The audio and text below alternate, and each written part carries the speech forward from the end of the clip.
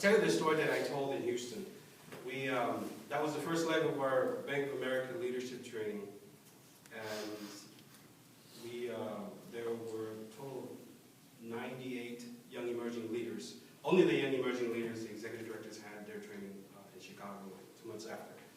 But I was there, one of the young emerging leaders, representing JobTrain, and the rest were representatives from other nonprofit organizations from the U.S. as well as 2 representatives from the U.K.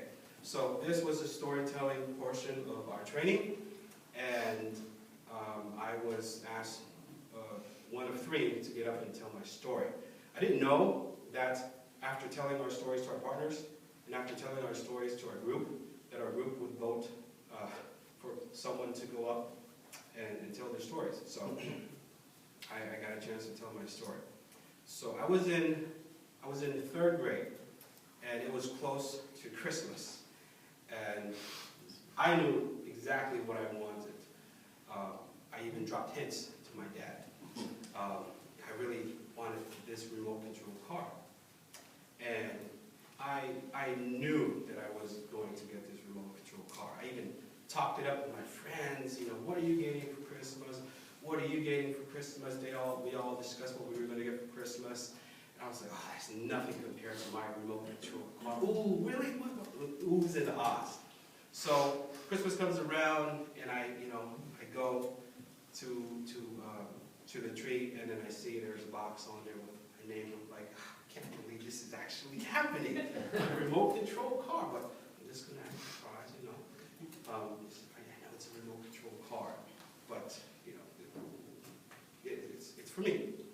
So I go get my box, and then I proceed to open it up, and I'm slowly unwrapping it. Oh my God! I stopped to pause for a minute. I can't believe it's a remote control car. So I'm really just out of it. Like I can't believe I'm getting a remote control car. And you know, my dad's looking on, and then I open it up, and I look up, and oh my God! I can't believe. What is this? This is not my remote.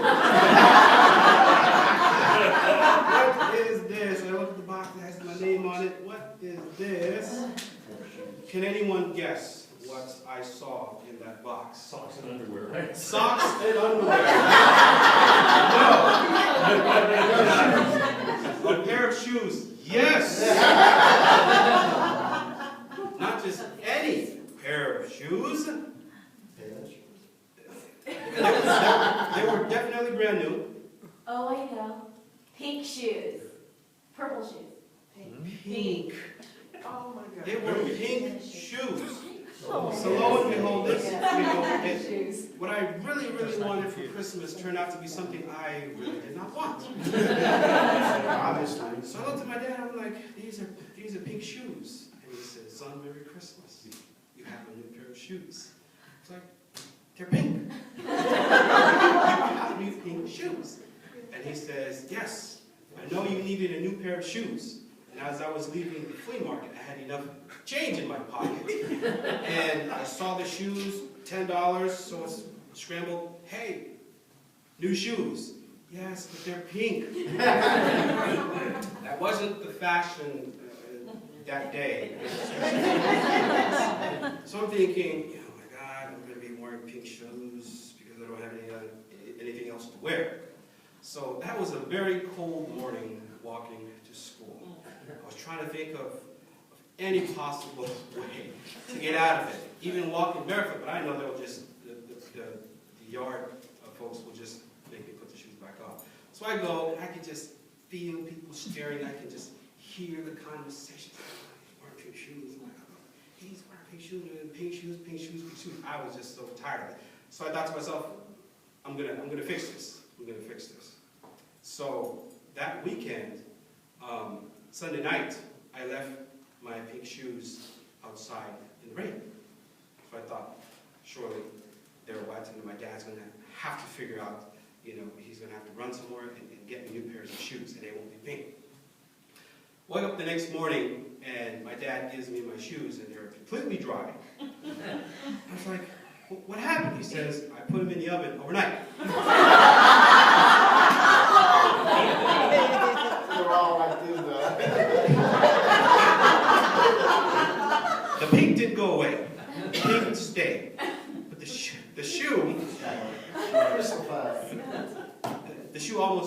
the shoe was still a shoe, but it kind of didn't look new. So I don't know, I think I just made things worse for myself. Here I am, another cold morning, walking to school, and then as I'm walking to school, and as I'm approaching my class, I trip over my shoes. And I fall, and I'm sitting there, and I look at the shoes, I hate you, I hate you, I hate you. And then the shoes are talking back because the bottom part of the shoe is now loose. Because overnight in the oven, the adhesive was heated to the point where it kind of melted off. So now I'm walking, and my shoes are flapping, and they're talking back to me. And people, not only are his shoes pink, but they're talking. So then I got scissors inside class, and I cut the flap off, and then it made my walk even more uncomfortable because now it's unbalanced. And I look weird walking unbalanced with pink shoes. And I asked my older brother, who came to visit us, to please give me a pair of shoes. But some of the stories that we tell, and some of the things that we don't yet understand at times, we understand later. At that time, I could care less what my dad was saying. You know, the shoes were pink.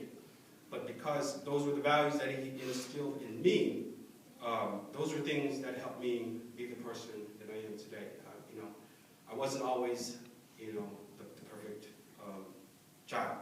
You know, I gave my father some hard times because it was just myself, my father, and my other brother in the country at that time.